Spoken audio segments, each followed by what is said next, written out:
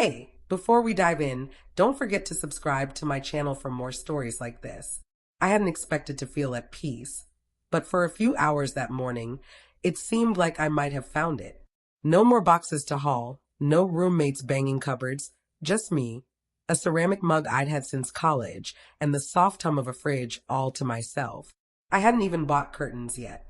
Sunlight sliced sharply through the windows, spilling across the hardwood floors like it belonged there, like I did. The house was small. 3 bedrooms, 2 bathrooms, a modest yard just big enough for herbs and tomatoes, maybe even a lemon tree if I could keep it alive. But it was mine. Bought with money I'd saved for 13 years. Every dollar, every shift counted. No loans, no cosigners, no shortcuts. Then my phone buzzed. Dad, 8:03 a.m., we need to talk about the house. Call me as soon as you can. At first, I thought maybe Peter Keller, my father, wanted to see it. He hadn't said much when I told him I'd closed. Neither had my mother, Nancy. Just a vague, "That's good, Aubrey," before shifting the topic to how my sister was still struggling to find an apartment downtown. Cassie, 2 years younger, art history degree, no job, thousands of social media followers for her soft girl aesthetic. She still lived at home, always seeming to wait for life to hand her a chance, and it usually did. I set down my mug and called him. His face appeared, lined and unreadable. No smile, not even a greeting. "We've talked it over," he said, "and we think it would be fairer if Cassie had the house." I blinked. "What?" "She's drowning in student debt." "You're doing well, Aubrey. You could buy another place easily." It didn't hit me like a punch. It settled slowly, a dull pressure on my chest that never went away. "We raised you," he added, voice firmer now. "It's time you give back to the family." I didn't respond immediately. I just listened to the steady rhythm of his breathing, like he was waiting for me to argue. But I didn't. Not yet. Cassie was always the one who needed saving. Late tuition, final stress, trips to Paris for artistic clarity. When she crashed the first car they bought her at 16, they got her another. Me. I rode the bus until I was 23. "You're in tech," he continued. "Cybersecurity, right? Good money. And Cassie's in a delicate place right now."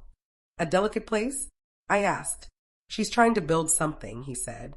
"She can't do that without a foundation. This house could be that for her." Before I could respond, my mother's face appeared on the screen.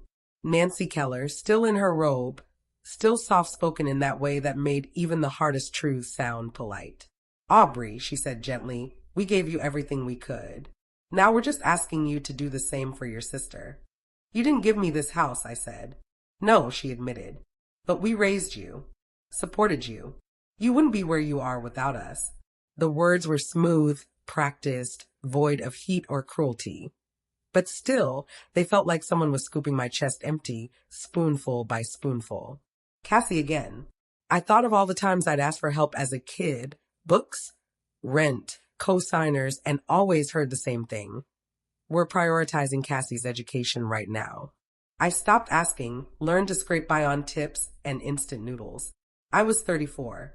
I had signed the deed, paid the down payment, set up utilities, moved the furniture myself. And here they were, smiling, quietly carving away at the one thing I'd built on my own. "You're being selfish," my mother said. That word stung. Not the request, not the assumption, but selfish, as if keeping what I worked for was a betrayal. Then my father leaned closer, face hardening. "You have a moral obligation," he said.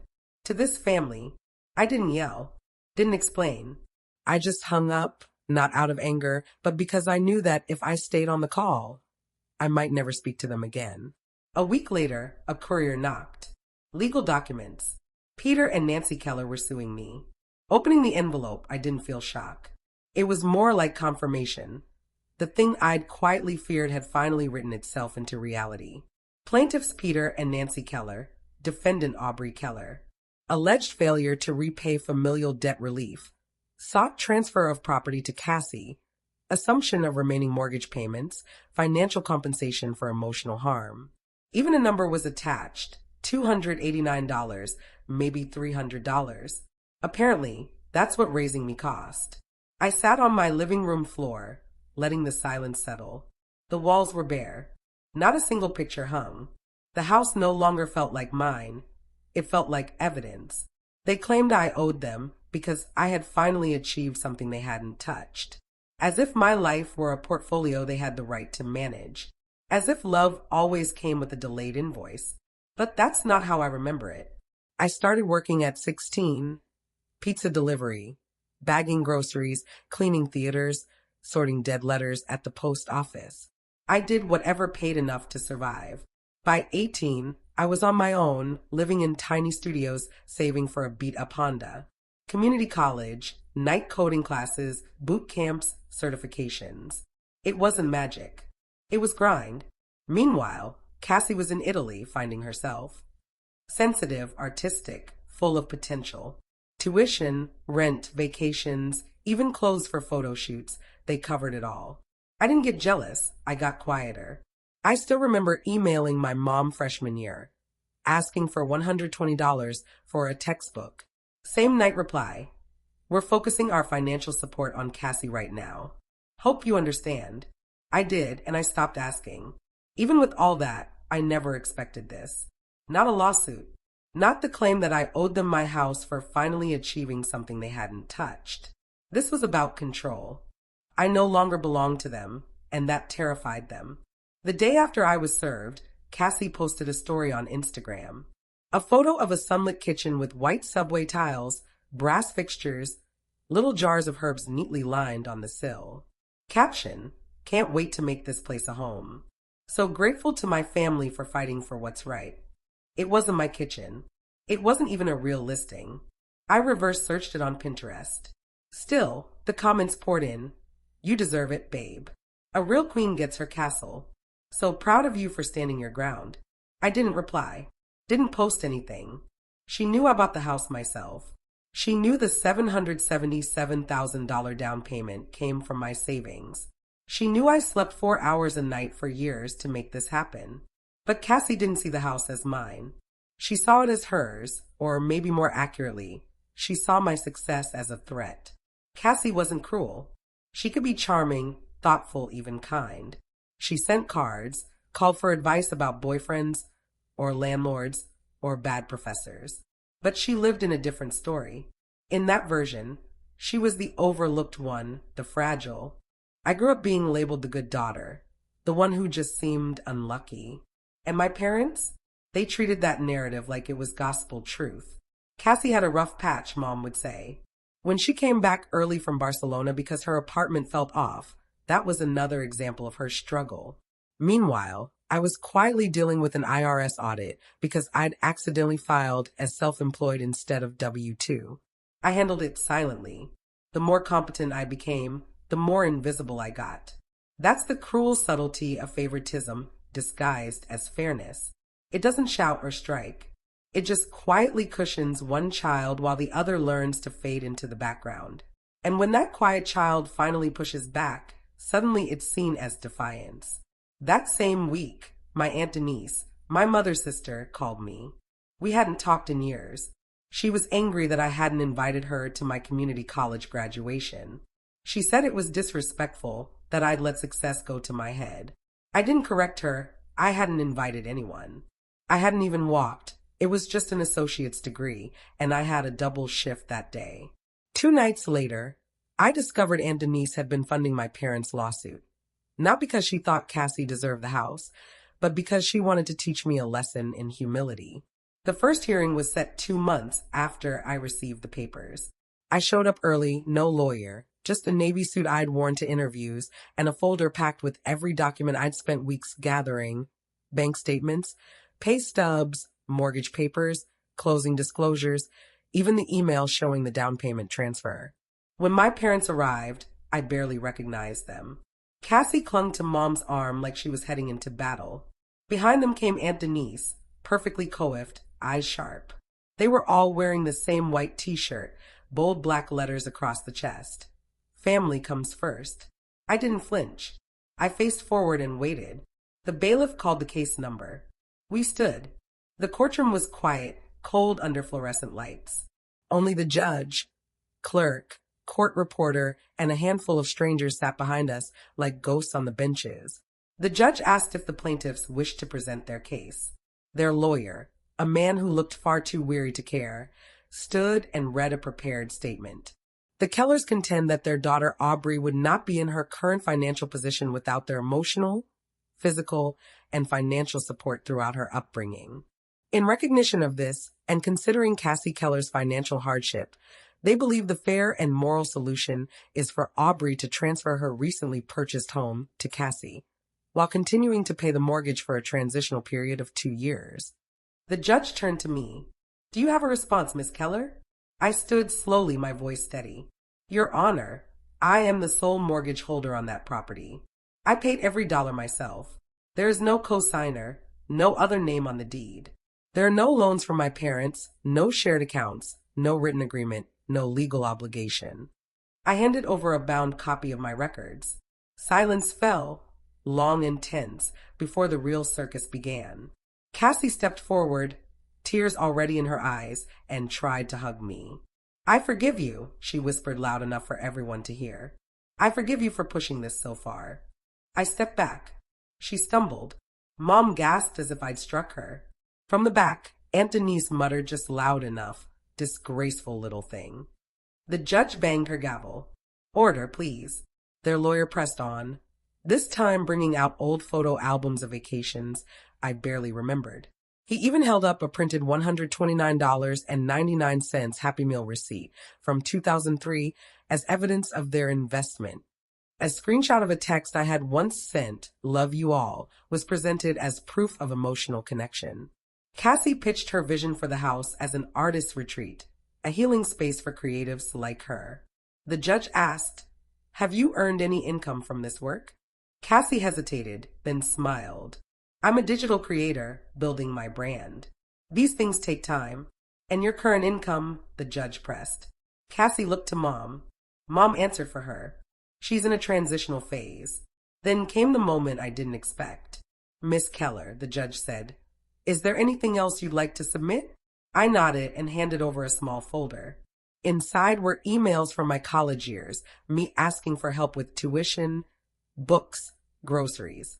The response was always the same. "We're focusing our." The judge read the statement quietly. When she finally looked up, she didn't speak. She simply leaned back in her chair, her eyes sweeping across the room, as if she'd just realized what this case truly was about. 5 days later, her decision arrived. Case dismissed. No legal grounds. Just like that, no drama, no spectacle, only a single quiet sentence on an official document confirming what I had known all along. You cannot sue your own child for walking away. But the silence didn't last. The very next day after the dismissal, I came home from work and checked the footage from my security cameras, installed after the first court summons, more instinct than fear. There she was, Cassie, standing near my car in the driveway, glancing around as though she was waiting for someone. She didn't do anything, just stood there nervously for a while, still and hesitant, then turned and walked away. 10 minutes later, Aunt Denise appeared. She moved slower, more deliberate, a can of spray paint in her hand.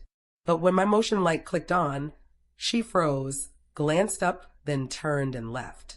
That night, I filed a police report. By the next morning, Cassie had launched a GoFundMe titled, "Help Me Rebuild My Future After My Sister Stole My Home." She used the same Pinterest kitchen photo as before, claiming I'd manipulated the legal system and abandoned family values. My mother started posting in local Facebook groups, calling me ungrateful and accusing me of tearing the family apart. Then came the text. "Due to recent events, Aubrey will not be welcome at Thanksgiving until she makes things right." I didn't answer. I ordered Chinese takeout and watched a documentary about shipwrecks instead. A few days later, the family group chat began to unravel. My cousin Rachel was the first to speak up. "You paid for Cassie's $200,000 education while I worked night shifts to afford community college. And now you want Aubrey's house too." Then another cousin joined in. "Remember when I asked for $200 for textbooks and you said money was tight, then bought Cassie a MacBook the same week?" The chat exploded. People who had stayed quiet for years suddenly remembered every slight, every favor taken. Even Grandpa Raymond, my father's father, spoke. You two are a disgrace. She succeeded in spite of you, not because of you. I read his message twice. It hit harder than any court ruling. It was the first time someone in this family had spoken the truth out loud. It's been 6 months since that judgment. I haven't spoken to my parents since. They still text sometimes. My mother writes things like, "We're struggling financially. When will you come home? Your sister can't find stable housing. She's hurting, Aubrey." My father sent one email. "Short, cold. When will you forgive us? Family should stick together." I don't reply. I don't block them either. I just let their words arrive and go nowhere. Cassie now works part-time at a local Starbucks. She posts Instagram stories about rude customers and toxic family dynamics. Her GoFundMe was shut down for violating platform guidelines. My aunt received a formal warning at work after she used her company email to harass me. The house is still quiet, but it feels different now, safe. As I write this, a German Shepherd mix sleeps at my feet. Her name is Luna. I adopted her from the shelter 2 months ago. One floppy ear, a scar near her paw. She's clearly been through something too. We understand each other. Grandpa Raymond visits on Sundays now. Turns out he'd been trying for years, but my parents always had an excuse to keep him away. Too busy, too tired, not a good time. I didn't ask why. He didn't explain. Now he shows up each week with a paper bag full of groceries and a new tool for my garage. We eat simple meals. We talk about the weather, about fixing hinges, about things that don't require performance. Last week he brought a photo I'd never seen. Me at my community college graduation. I hadn't invited him or anyone. But there he was, far in the back, hands in his pockets, watching from behind the fence. "I never missed you," he said quietly. I just wasn't allowed close. Then he looked me in the eye and added, "I'm proud of you, Aubrey. You didn't let them take what wasn't theirs." I didn't cry. I just nodded, poured him more coffee, and sat with him as the sun sank over the backyard. Sometimes I still feel the urge to explain, to send one long message laying out every unpaid favor, every quiet hurt, every time I chose not to scream. But then Luna curls up near the back door. The light softens across the floorboards. And I remember, I don't owe anyone an explanation for surviving well, not even the people who raised me. I keep the deed in a drawer by the window. It's not just the house. It's proof that I got out, stayed out, and didn't come back for their love. I came back so they'd have to stop lying. You don't have to tell it all. Just leave behind one word they never said to you.